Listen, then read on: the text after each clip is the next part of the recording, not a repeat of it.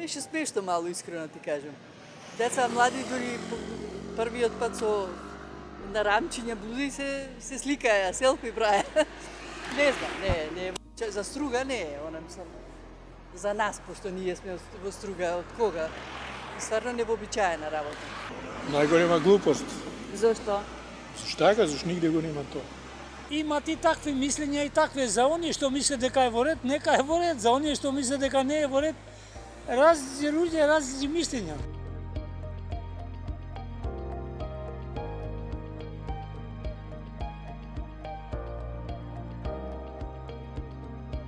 Ден денес и како дете и во години каде што, да речам, тинејџерски години каде што приметуваме се и се што е баш во Чершискиот мост кога сме скокале, никој никогаш никого не заприметувал што носи, каков вид на купајчи носи на себе, дали носи бикини, дали носи едноделни костуми за капање, туку тоа ни било момент на уживање, момент на она не си стружен, што би рекле, можда звучи клише, ама ако не си скокнал од Чершискиот мост. Така да, баш поради таа причина, јас поставувањето на знакот не го доживеав многу сериозно, затоа што и казни да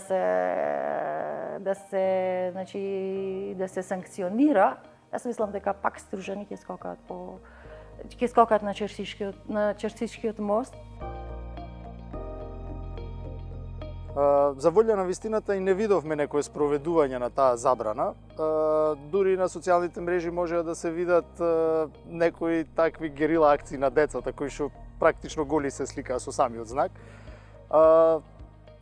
Причината зошто е поставено се уште не ми е јасна. Претпоставувам дека некој некому сака на некој начин да му се додвори или да се пренесе некоја порака, но во секој случај мислам дека тоа е и одина штета на туристичка струга.